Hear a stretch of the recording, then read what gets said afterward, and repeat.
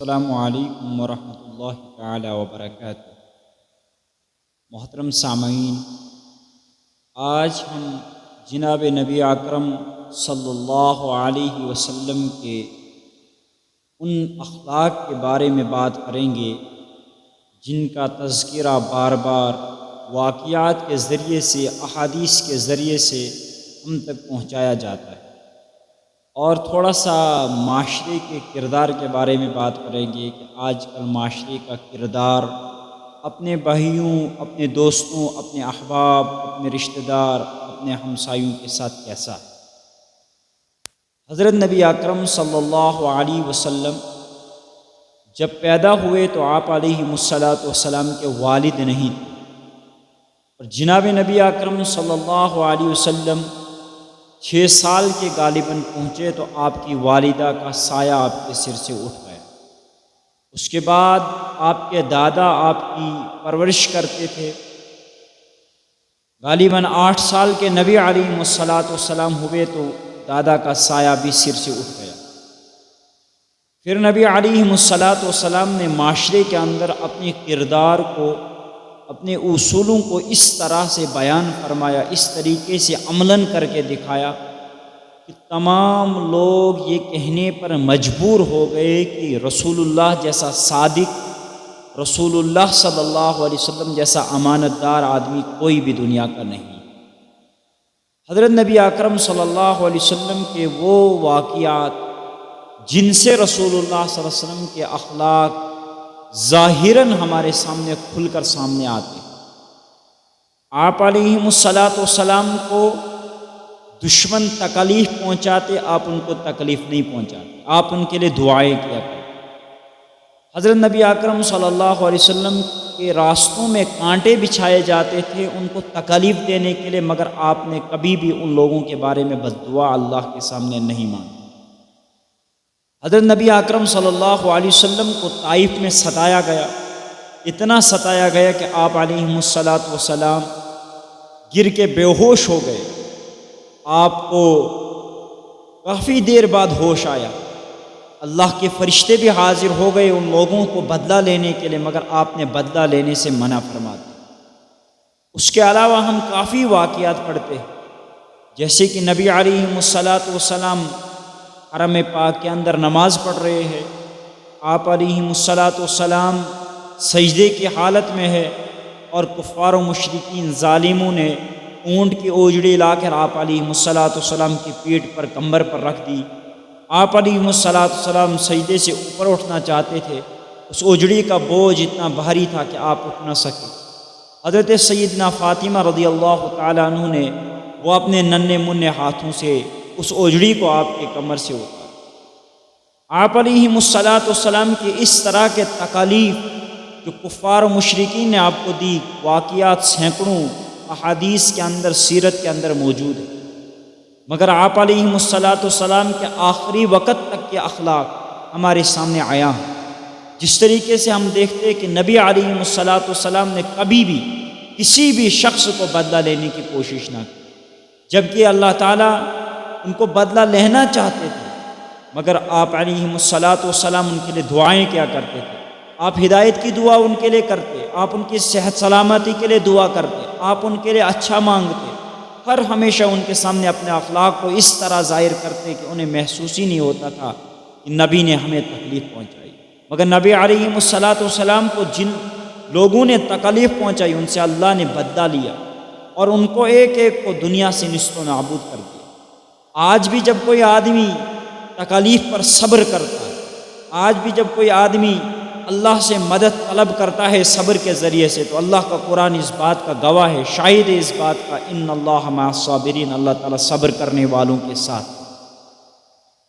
مگر معاشرے کے کردار کے اوپر تھوڑی سی بات کریں گے۔ آج دیکھتے ہم جس جہاں بھی، جس جگہ پر بھی چھوٹے موٹے آدمی کے ساتھ، کسی بھی بڑے عہدیدار آدمی کے ساتھ اونچ نیچ ہو جاتی، وہ بدلے لینے کے لیے اپنی ساری کوششیں، اپنی ساری حدیں پار کر دیتے، مگر یہ نبی علیہ السلام کے اخلاق نہیں تھے۔ آپ علیہ السلام چاہتے تو پورے عرب والوں کی کایا پلٹ سکتے، پورے عرب والوں کو نیست و نابود کروا سکتے، پورے عرب کو تبدیل کر سکتے تھے، پورے عرب کو اللہ سبحانہ و تعالیٰ کے سامنے دعا کر کے پورے عرب کے اوپر زوال لا کے کھڑا کر سکتے تھے، مگر آپ نے بدلہ لینے کی کبھی کوشش نہیں کی۔ آپ نے طائف والوں کو بخش دیا، پھر طائف کا نتیجہ یہ نکلا کہ کچھ سالوں کے بعد آپ علیہ السلام وہاں سے گزرے تو وہاں سے کچھ چند صحابی ایسے آئے جو کبار صحابہ میں شمار ہیں۔ آپ علیہ السلام نے جہاں جہاں پر جس جگہ پر بھی اپنے اخلاق کو ظاہر کیا، ان اخلاق کا نتیجہ یہ نکلا کہ اس جگہ سے ایسے ایسے مومنین، ایسے ایسے صحابہ پیدا ہو گئے، تاریخ ان کو کبھی فراموش نہیں کر سکتی۔ آج بھی اگر قوم کے اندر اخلاق کو اپنایا جائے، آج بھی اگر ہر کسی کے ساتھ ہمدردی کے ساتھ پیش آیا جائے، آج بھی اگر ان غلطیوں کو اگنور کیا جائے جن کی وجہ سے معاشرے کے اندر تباہی اور بربادی آتی ہے، جن کی وجہ سے معاشرے کے اندر لڑائیاں ہوتی ہیں، جن کی وجہ سے جھگڑے ہوا کرتے ہیں، جن کی وجہ سے بہن بہن سے الگ ہو جاتی ہے، بھائی بہن سے الگ ہو جاتا ہے، جن کی وجہ سے والد بیٹے کے قابل نہیں بچتا، بیٹا والد کے قابل نہیں بچتا، جن کی وجہ سے آج ماں باپ کا نہیں ہے، ماں اپنے شوہر کی نہیں ہے اور شوہر اپنی بیوی کا نہیں ہے، جن کی وجہ سے آج دیکھا جائے تو ماں بیٹی کی نہیں ہے، بیٹی ماں کی نہیں ہے۔ اس طریقے کے حالات تب سامنے آتے ہیں جب اخلاق معاشرے سے ختم ہو جاتے ہیں۔ ہمیں چاہیے کہ ہم اپنے اخلاق پر محنت کریں، ہم اپنے بچوں کو اخلاقیات کی تعلیم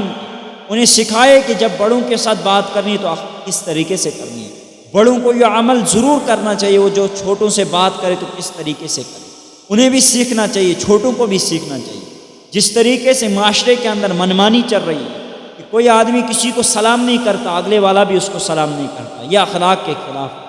جس طریقے سے کوئی آدمی کسی کو گالی دیتا ہے وہ بھی اس کو گالی دیتا ہے، یہ بھی اخلاق کے خلاف ہے۔ جس طریقے سے کوئی آدمی کسی آدمی کے اوپر تھوڑی سی بات کرتا ہے وہ 10 باتیں اس پر کرتا ہے، یہ بھی اخلاقیات کے خلاف۔ نبی علیہ السلام احادیث مبارکہ ارشاد فرماتے من صمت نجا، جو خاموش رہا اس نے نجات پائی۔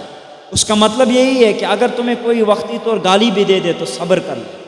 اللہ تعالیٰ تمہارے لیے کافی ہوگا، اللہ تعالیٰ اس کو تمہارا بدلہ لے گا۔ کیونکہ ہمیں امید اس چیز پر ہوتی ہے کہ ہم جب بھی کوئی بات کرتے ہیں، جب بھی کوئی ایکٹیویٹیز کرتے ہیں، جب بھی کسی طریقے کا کوئی عمل کرتے ہیں تو ہمارے وہ سارے اعمال ہمارے فرشتے نام اعمال کے اندر لکھ دیتے ہیں، جن کو اللہ تعالیٰ نے ہمارے اوپر کرامن کاتبین کے نام سے رکھا ہوا، وہ ہر ہمیشہ ہمارے کندھوں پر سوار ہے۔ جب بھی کوئی بندہ کسی طریقے کی کوئی بھی صحیح یا غلط ایکٹیویٹیز کرتا ہے تو وہ اس ایکٹیویٹی کو بالکل نوٹ کر کے رکھتے ہیں۔ پھر جب آخری وقت آئے گا اللہ سبحانہ و تعالیٰ کے سامنے ہم سب نے حاضر ہونا، اور اس وقت ہمارے سامنے وہ کتاب پیش کر دی جائے گی اور ہم سے کہا جائے گا پڑھو اس کتاب کو، دیکھو اس میں تم نے کیا کیا۔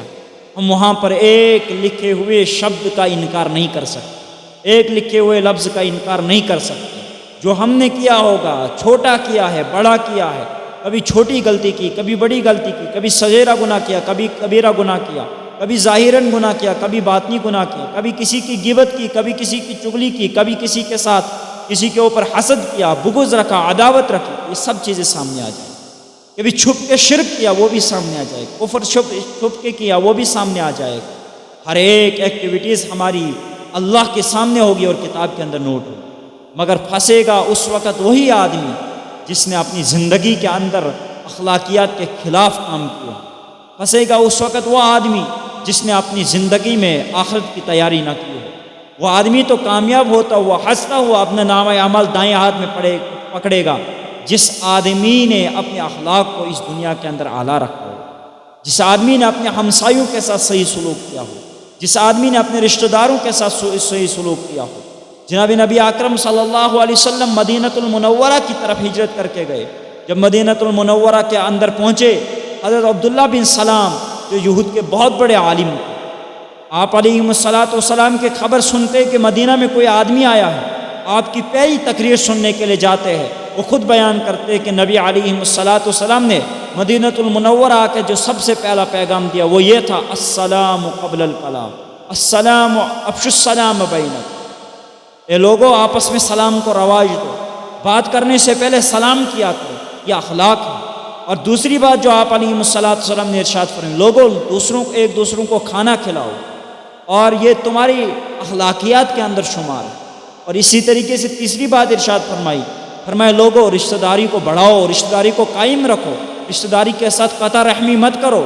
نبی علیہ السلام اس بات کو اخلاقیات کے خلاف بتا رہے ہیں کہ آپ رشتہ داروں کے ساتھ قطع رحمی رکھ رہے، آپ رشتہ داروں کے خلاف بول رہے، آپ رشتہ داروں کے ساتھ جنگ لڑ رہے، آپ ان کے خلاف محاذ کھڑا کر رہے، یہ اخلاقیات کے خلاف۔